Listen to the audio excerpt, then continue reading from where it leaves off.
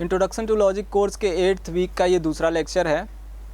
इस लेक्चर में हम लोग ये समझने का प्रयास करेंगे कि जो सिलोजिस्टिक आर्गुमेंट्स होते हैं, जो कि ऑर्डिनरी लैंग्वेज में अगर रखे जाएं तो वो अक्सर जो हमने स्टैंडर्ड फॉर्म्स देखे हैं उनमें नहीं मिलते हैं। उन स्टैंडर्ड फॉर्म में जो आर्गुमेंट्स नहीं हैं उनको स्टैंडर्ड फॉर्म में कैसे लाया जाता है, उसकी तकनीकियाँ सीखेंगे, उसके टेक्निक्स हम सीखेंगे और इस काम को हम कहते हैं कि इसको ट्रांसलेशन टू स्टैंडर्ड फॉर्म, जो ऑर्डिनरी लैंग्वेज से या लूज लैंग्वेज से स्टैंडर्ड लैंग्वेज में, स्टैंडर्ड फॉर्म में, लूज फॉर्म से स्टैंडर्ड फॉर्म में ट्रांसलेशन का काम इसको कहते हैं। इस काम को करने के लिए हम लोग जो प्रक्रिया अपनाएंगे उसमें देखेंगे, सबसे पहले ये देखेंगे कि किन किन तरीक़ों से स्टैंडर्ड फॉर्म डेविएट हो सकता है, यानी कि अलग दिशा में जा सकता है, नॉन स्टैंडर्ड फॉर्म ले सकता है।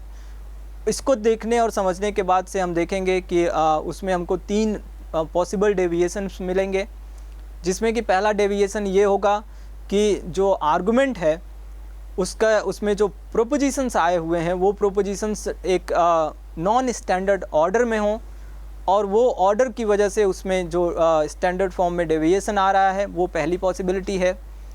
दूसरी जो पॉसिबिलिटी है वो यह है कि जो हमको रिक्वायर्ड नंबर्स ऑफ टर्म्स चाहिए, वो हमने देखा है कि कैटेगोरिकल प्रोपोजिशन, कैटेगोरिकल सिलोजिज्म में 3 ही होने चाहिए, टोटल 3 ही टर्म्स होने चाहिए। अगर 3 से ज़्यादा टर्म्स हुए, 4 टर्म हुए या कम टर्म हुए, तो इन सभी कंडीशंस में फैलेसी ऑफ 4 टर्म हो जाता है। लेकिन अगर संभावना ऐसी भी है कि वो जो नंबर ऑफ़ टर्म है वो दिखने में 4 लग रहा हो, 5 लग रहा हो, 6 लग रहा हो या 2 लग रहे हों, लेकिन वो वहाँ पर वास्तव में वो जो नंबर है वो एग्जैक्ट 3 हो, लेकिन दिख नहीं रहा हो कि एग्जैक्ट 3 है।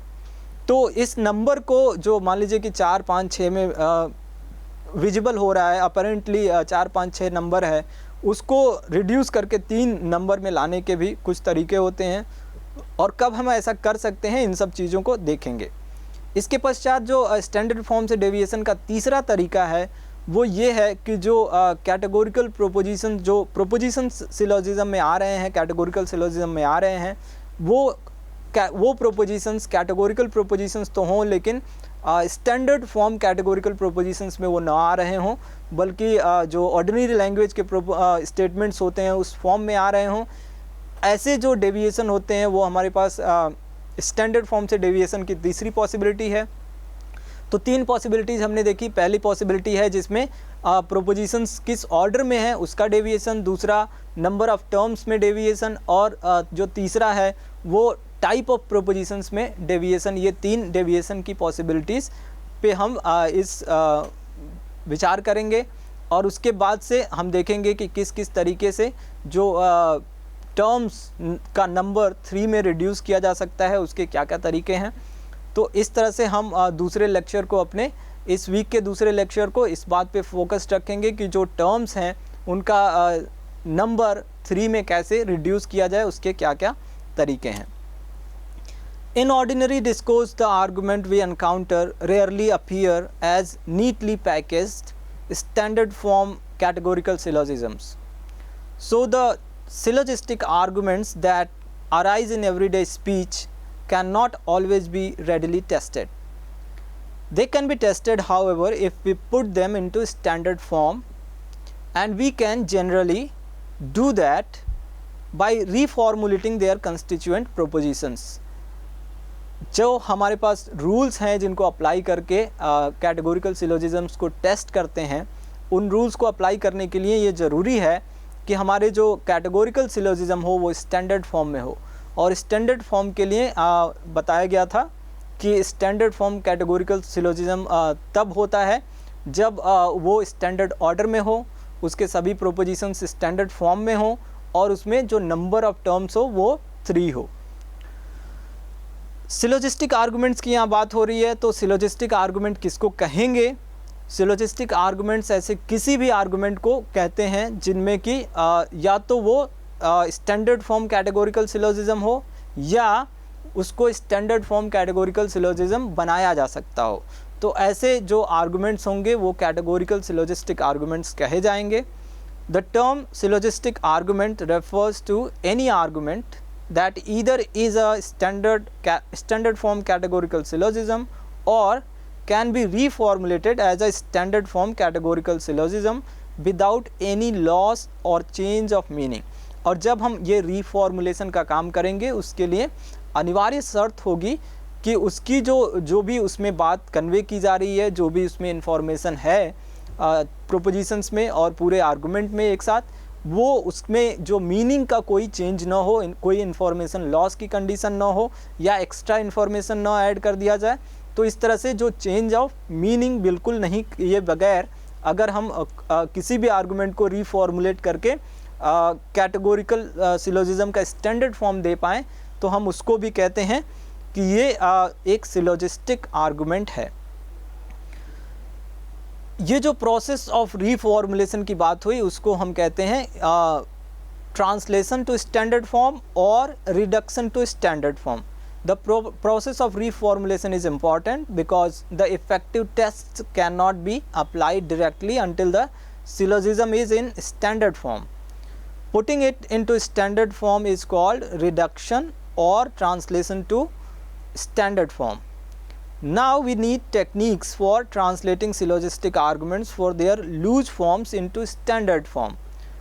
हमको कुछ टेक्निक्स चाहिए होंगे जिससे कि ये लूज फॉर्म्स उसके हैं जो कि स्टैंडर्ड फॉर्म को छोड़ के जो भी वो फॉर्म में है उसको हम लूज फॉर्म बोल सकते हैं।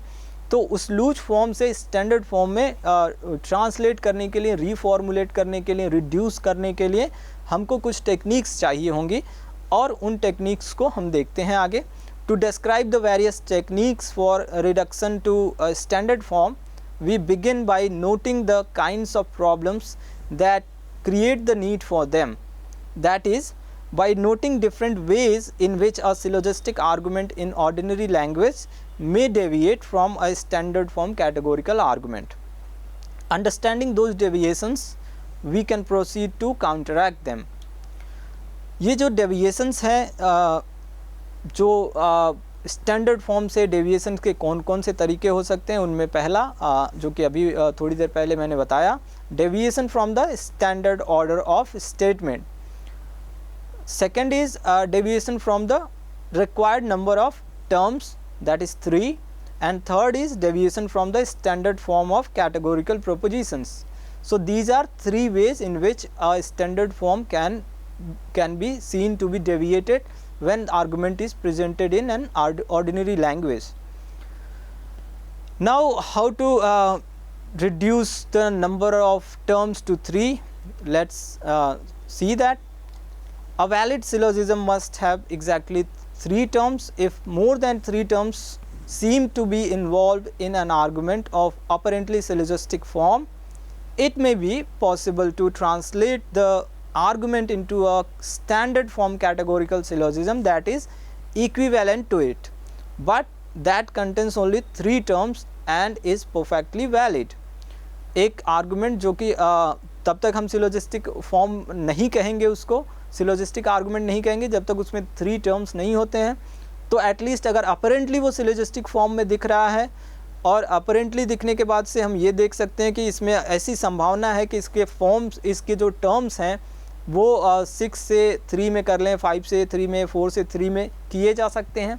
ऐसा रिडक्शन टर्म्स का किया जा सकता है। तो हम ऐसा करके उसको स्टैंडर्ड फॉर्म कैटेगोरिकल सिलोजिज्म बनाते हैं।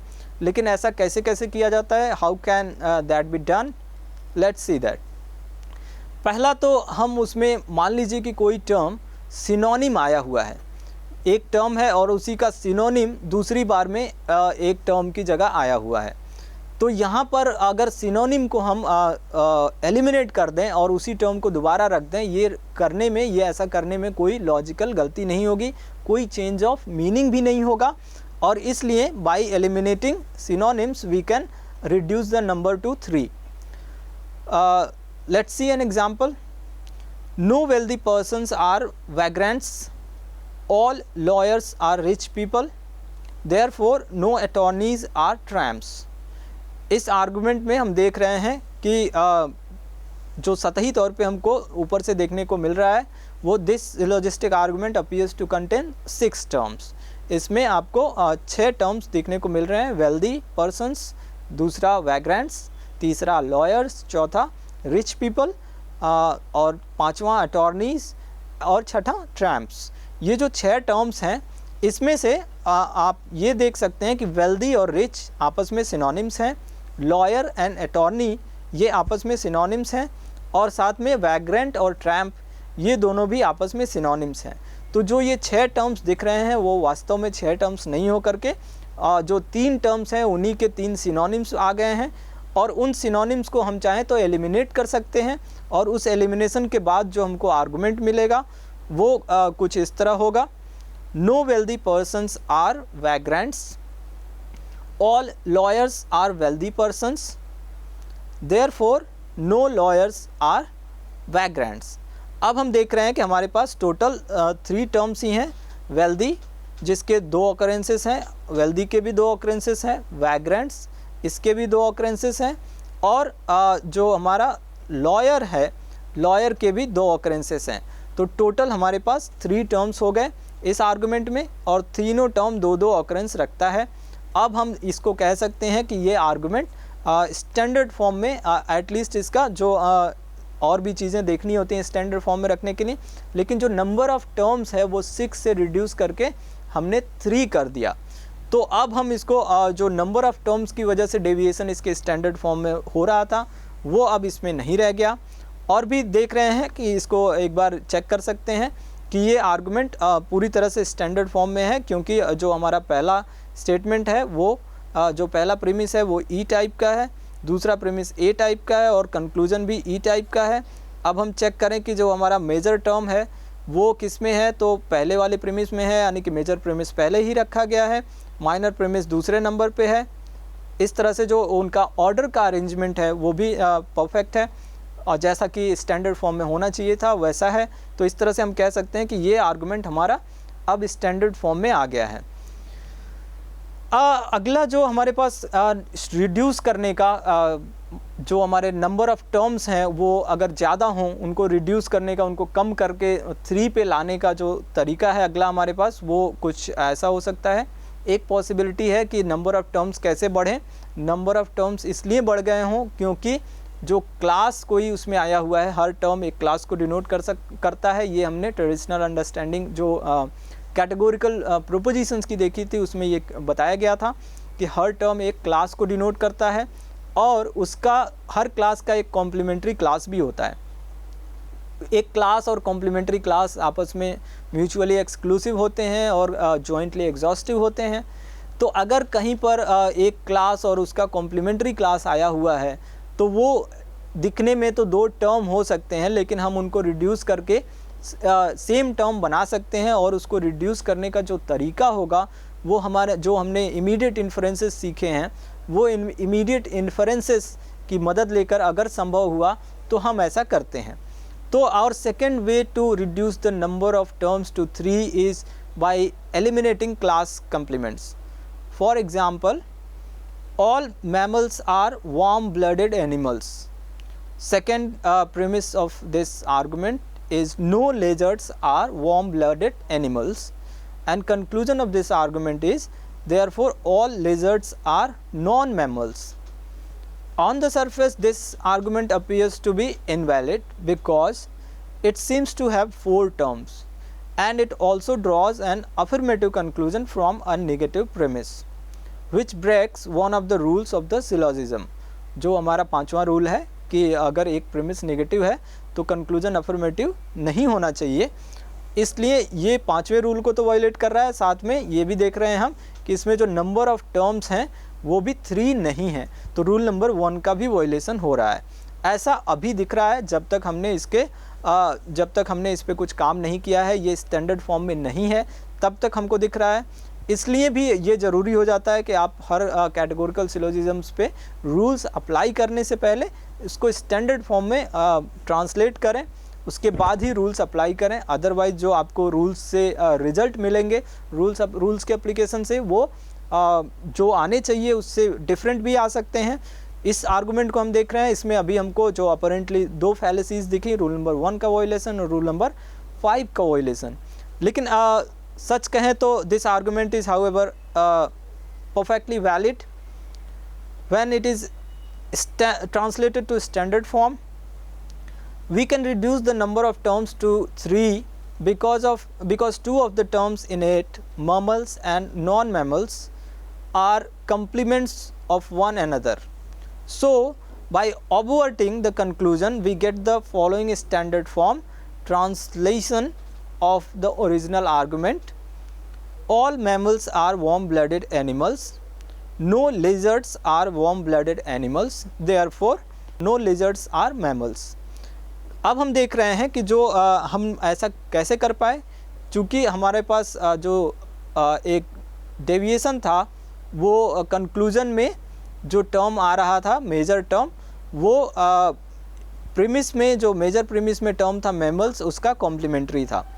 हम इसको हमारे पास कुछ उपाय हैं. उपाय क्या हैं जो हमने इमीडिएट इन्फ्रेंसेस सीखे हैं. हम देख रहे हैं कि इसको ऑबवर्जन कर दें, और ऑबवर्जन चूँकि हर स्टेटमेंट का, हर इस टाइप के स्टेटमेंट का वैलिड होता है, तो यहाँ पर हम इस जो कंक्लूजन है all lizards are non mammals, इसको ऑबवर्जन करके एक जो स्टेटमेंट प्राप्त करेंगे वो हमको मिलेगा नो लिजर्ड्स आर मैमल्स. आप याद कर सकते हैं कि ऑबवर्जन करते समय हम किसी भी स्टेटमेंट का ऑबवर्जन करने के लिए उसकी क्वालिटी को बदलते हैं और उसके प्रेडिकेट की जगह उस प्रेडिकेट का कॉम्प्लीमेंट्री रखते हैं, बाकी कोई बदलाव नहीं करते हैं. अगर ऐसा करें तो ये जो all lizards are non mammals है वो बन जाएगा no lizards are mammals. Mammals क्यों बन रहा है? क्योंकि एक क्लास के कॉम्प्लीमेंट्री का कॉम्प्लीमेंट्री नॉन मैमल्स जो है वो मैमल्स ही होगा. इस तरह से हमको जो आर्गुमेंट मिलेगा वो परफेक्टली उसमें जो नंबर ऑफ टर्म्स हैं वो 3 में रिड्यूस हो चुके हैं. पहला टर्म अगर देखें तो मैमल्स है, दूसरा वार्म ब्लडेड एनिमल्स, ये इसके भी 2 ऑकरेंस हैं, और जो तीसरा टर्म है लिजर्ड्स का भी 2 ऑकरेंस हमको देखने को मिल रहा है, और टोटल नंबर ऑफ टर्म्स 3 में रिड्यूस हो चुका है. तो इस तरह से हमने by eliminating class complements we reduce the number of terms to 3. There may be more than one translation of a syllogistic argument into standard form, but if any of those translations yield a valid syllogism, all the others must be valid as well. Thus, for example, the preceding illustrative argument can also be reduced to standard form in a different but logically equivalent way. This time we leave the conclusion unchanged and work with the premises. We take the contrapositive of the first premise and we obvert the second premise. Then we get all non-warm-blooded animals are non-mammals. All lizards are non-warm-blooded animals. Therefore, all lizards are non-mammals. इसमें जो हमारा पहले conclusion था उसको intact रखा है, as it is रखा है, लेकिन कुछ बदलाव किए हैं प्रेमिसेस में हमने जो हमारे कन्वर्जन, ऑबवर्जन और कॉन्ट्रापोजिशन हमको वैलिडली ड्रॉ करने के लिए अलाउ करते हैं, उससे हमने पहले प्रेमिस को बना लिया है all non warm blooded animals are non mammals, और जो दूसरा प्रेमिस है उसको all lizards are non warm blooded animals ऐसा बना लिया है एक वैलिड इमीडिएट इन्फ्रेंस के थ्रू. अब हम इसको देखें तो ये जिस तरह से इसकी अगर वैलिडिटी चेक करेंगे तो इसकी वैलिडिटी भी एग्जैक्ट वही आएगी जो इसके पहले हमारे इस आर्गुमेंट की आ रही थी. ये आर्गुमेंट चूँकि वैलिड है और तो चाहे कितने भी मल्टीपल ट्रांसलेशन करें, अगर वो लॉजिकली इक्विवेलेंट हैं तो उनके लिए ये ज़रूरी हो जाता है कि अगर एक बार वो वैलिड हैं, कोई भी आर्गुमेंट हमने देखा कि वो उसका स्टैंडर्ड फॉर्म वैलिड है, तो वो उसका लॉजिकली इक्विवेलेंट कितना भी फॉर्मुलेशन किया जाएगा वो सब वैलिड रहेगा. तो इस तरह से ये आर्गुमेंट भी वैलिड होगा. अगला जो ध्यान देने वाली बात है, any syllogistic argument that appears to contain 4 terms can be reduced to standard form, that is can be translated into a logically equivalent standard form categorical syllogism if one of its terms is the complement of one of the other 3. Likewise, reduction from an argument with 5 terms is possible if 2 of its terms are complements of other terms in the argument, and even arguments with as many as 6 terms may be reduced to standard form if 3 of those terms are complements of other terms in the argument. The key to such reductions is to use the valid immediate inferences, conversion, obversion and contraposition. यहाँ पर हमने notice किया कि वो चाहे number 5 हो, 4 हो या 6 हो, इन तीनों में संभावना है कि हम उनको रिड्यूस करके नंबर 3 तक ला सकें, यानी कि जो टर्म्स हैं हमारे कैटेगोरिकल सिलोजिज्म में उसको रिड्यूस करके 3 पर ला सकें. लेकिन उसके लिए ज़रूरी क्या है? ज़रूरी ये है कि अगर 4 है तो 4 टर्म्स के होने पे ज़रूरी ये हो जाता है कि हम उस 4 को 3 में तभी बदल पाएंगे जब उसमें से एक जो चौथा टर्म है वो शुरू के 3 में से किसी एक का कॉम्प्लीमेंट्री हो. मान लीजिए 5 टर्म हो तो उस 5 को भी ला सकते हैं, लेकिन उसके लिए ज़रूरी क्या है कि उन शुरू के 3 में से 3 जो हैं टर्म उनमें से 2 का कॉम्प्लीमेंट्री बाकी 2 जो 5 में से बचे हुए 2 हैं वो हों. या इसी तरह से अगर 6 हों तो अगर हर टर्म का एक कॉम्प्लीमेंट्री आया हुआ है तो इस तरह से हम उनको भी रिड्यूस करके 3 में ला सकते हैं, और उसमें हमारी मदद करेंगे कन्वर्जन, ऑबवर्जन और contraposition. More than one immediate inferences, that is series of immediate inferences may be needed to reduce the argument to standard form. ऐसा भी हो सकता है कि जब हम कन्वर्जन, ऑबवर्जन और कॉन्ट्रापोजिशन की मदद ले रहे हैं तो कई कॉम्बिनेशंस में एक बार कन्वर्जन करें, फिर ऑबवर्जन करें, फिर कॉन्ट्रापोजिशन करें. इस तरह से जो हमने सीरीज़ ऑफ इमीडिएट इन्फ्रेंसेस देखे थे वो सीरीज़ की मदद लेनी पड़े.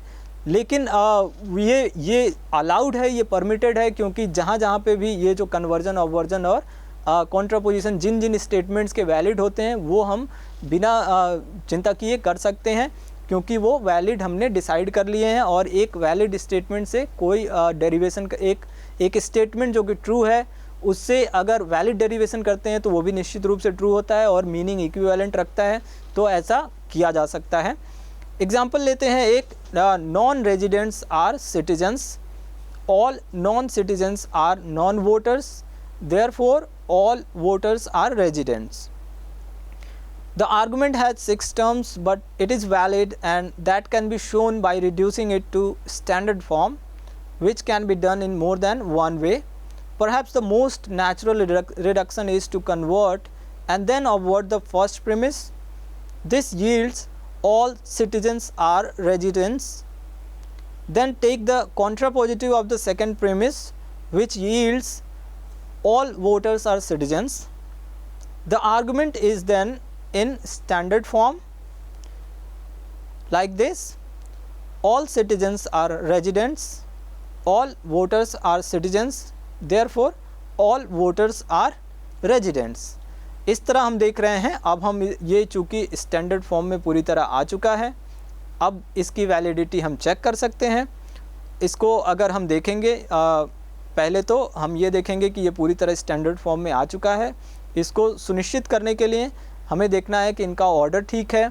इनमें 3 टर्म्स हैं, 3 ही टर्म्स हैं, तीनों टर्म के 2 ऑकरेंस हैं, और साथ में ये देखना है कि ये जो प्रोपोजिशंस हैं वो सभी के सभी propositions standard form categorical propositions हैं. तो पहला जो प्रेमिस है, हम कंक्लूजन से शुरू करेंगे. कंक्लूजन का जो प्रेडिकेट है वो रेजिडेंट्स है, यानी कि ये मेजर टर्म है. मेजर टर्म को डिसाइड करने के बाद हम मेजर प्रेमिस पहले नंबर पे रखा गया है कि नहीं इसको देख सकते हैं. तो देख रहे हैं रेजिडेंट्स हमारा जो पहला प्रेमिस है उसी में आया हुआ है, यानी कि मेजर प्रेमिस पहले नंबर पे रखा गया है, ये हमने सुनिश्चित कर लिया. कंक्लूजन लास्ट में है और मेजर प्रेमिस के बाद जो सेकंड नंबर पे माइनर प्रेमिस है ये भी हम कंक्लूजन का सब्जेक्ट देख के निश्चित कर सकते हैं. इतना करने के बाद से ये हमने निर्धारित कर लिया कि ये जो आर्गुमेंट है वो पूरी तरह से एक स्टैंडर्ड फॉर्म कैटेगोरिकल सिलोजिज्म बन चुका है, जिसमें टर्म्स देखें तो सिटीजन्स, रेजिडेंट्स और वोटर्स ये 3 ही टर्म हैं. तीनों के 2 ऑकरेंसेस हैं, और इन जो स्टेटमेंट के टाइप्स हैं वो स्टैंडर्ड फॉर्म में है नहीं.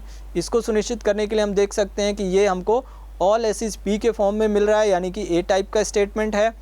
जो हमारा माइनर प्रेमिस है वो भी ऑल एसिस पी के फॉर्मेट में मिल रहा है, यानी कि ए टाइप स्टेटमेंट है. और जो कंक्लूजन है ऑल वोटर्स आर रेजिडेंट्स, वो भी ए टाइप का स्टेटमेंट है, वो भी हमको मिल रहा है स्टैंडर्ड फॉर्म में। तो अब हमने पूरी तरह से इसको देख लिया, निर्धारित कर लिया कि जो हमारा आर्गुमेंट है वो स्टैंडर्ड फॉर्म कैटेगोरिकल सिलोजिज्म है।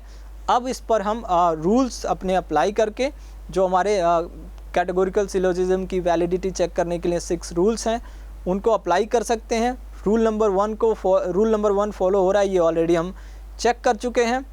रूल नंबर 2 देखें तो इसमें रूल नंबर 2 देखने के लिए हमको देखना होता है कि मिडिल टर्म कम से कम एक बार डिस्ट्रीब्यूटेड है कि नहीं है। तो रूल नंबर 2 को यहाँ पर हम देखेंगे तो उसके लिए मिडिल टर्म कौन है ये निर्धारित करेंगे।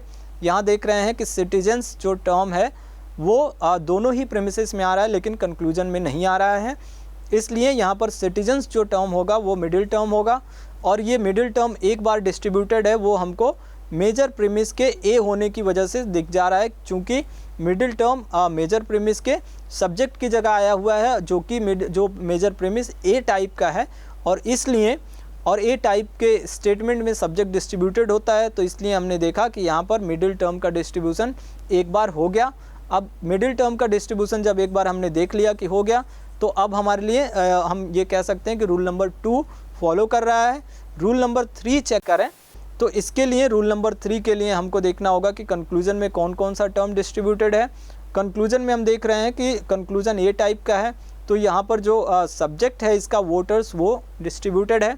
अब ये वोटर्स प्रीमिस में जहाँ भी आएगा, यानी कि चूँकि माइनर टर्म है तो माइनर प्रीमिस में ही आएगा, तो माइनर प्रीमिस में जब उसका ऑकरेंस होगा तो वहाँ पर हमको उसका डिस्ट्रीब्यूशन चाहिए, क्योंकि कंक्लूजन में ये डिस्ट्रीब्यूटेड है। अब हम देख रहे हैं कि यहाँ पर जो माइनर प्रीमिस है वो ए टाइप का है, और उस माइनर प्रीमिस के जो सब्जेक्ट का प्लेस है उस पर हमारा माइनर टर्म आया हुआ है, इसलिए ये यहाँ पर डिस्ट्रीब्यूटेड होगा, क्योंकि ए टाइप के स्टेटमेंट में सब्जेक्ट टर्म डिस्ट्रीब्यूटेड होगा। तो हमारी रूल नंबर 3 से जो रिक्वायरमेंट थी वो पूरी हो गई, यानी कि ये आर्गुमेंट रूल नंबर 3 को भी फॉलो कर रहा है। रूल नंबर 4 दोनों प्रीमिस नेगेटिव नहीं होने चाहिए, जो कि एक भी नहीं है। रूल नंबर 5 अगर एक प्रीमिस नेगेटिव है तो कंक्लूजन नेगेटिव नहीं अफर्मेटिव नहीं हो सकता है। इससे ये हम देख रहे हैं कि चूँकि हमारा एक भी प्रीमिस नेगेटिव नहीं है तो उसकी चिंता करने की फिर ज़रूरत नहीं है। रूल नंबर 6 कहता है कि दोनों प्रीमिस अगर यूनिवर्सल हैं तो कंक्लूजन पर्टिकुलर नहीं होना चाहिए। हम देख रहे हैं कि दोनों प्रीमिस यूनिवर्सल है लेकिन कंक्लूजन भी यूनिवर्सल है, तो इस तरह से हम देख रहे हैं कि all 6 rules are being followed by this argument, and for this reason we can say that this argument is valid argument. तो हमने देखा कि जो 3 टर्म्स के रिडक्शन के बिना जो ऑर्डिनरी लैंग्वेज में आर्गुमेंट्स आते हैं वो अपरेंटली हमको कभी कभी इनवैलिड दिख सकते हैं, और उनमें संभावना रहती है कि उनको अगर हम ट्रांसलेट करें स्टैंडर्ड फॉर्म में तो उस स्टैंडर्ड फॉर्म में ट्रांसलेशन के बाद वो एक वैलिड आर्गुमेंट साबित हों। तो इसलिए हमको ज़रूरी हो जाता है कि हम स्टैंडर्ड फॉर्म में बदलने के बाद ही रूल्स को अप्लाई करें, और जो भी उसकी टेस्टिंग की टेक्निक है वो लगाएं और उसकी वैलिडिटी निर्धारित करें। इस लेक्चर को कंप्लीट करने से पहले मैं आपसे कुछ इंटरेस्टिंग क्वेश्चन करता हूं। एक विचार करने की बात यह है कि can any standard form categorical syllogism be valid that contains exactly 3 terms each of which is distributed in both of its occurrences. जो क्या ऐसी संभावना है, क्या ऐसा हो सकता है कि जो 3 टर्म्स आते हैं वो तीनों टर्म्स अपने दोनों ऑकरेंसेस में डिस्ट्रीब्यूटेड हों? क्या ऐसी संभावना है या नहीं है, ये आपको उत्तर देना है। तो अगर इस पे विचार करेंगे आप तो इस विचार के पश्चात आपको मिलेगा कि ये ऐसा तभी संभव है कि तीनों टर्म दोनों ऑकरेंसेस में डिस्ट्रीब्यूटेड हों। ये तभी संभव है जब हमारे पास जो प्रोपोजिशन का टाइप है वो ई टाइप का हो, क्योंकि ई टाइप का ही प्रोपोजिशन ऐसा होता है जिसमें दोनों टर्म डिस्ट्रीब्यूटेड होते हैं। तो अगर जितने प्रोपोजिशन है अगर तीनों ई टाइप के हुए तभी हम ऐसा कह सकते हैं कि वो आर्गुमेंट वो कैटेगोरिकल सिलोजिज्म में तीनों टर्म के दोनों ऑकरेंसेस पे वो डिस्ट्रीब्यूशन हमको देखने को मिल रहा है। और हम जानते हैं कि रूल नंबर 4 कहता है कि दोनों प्रीमिस निगेटिव नहीं हो सकता है।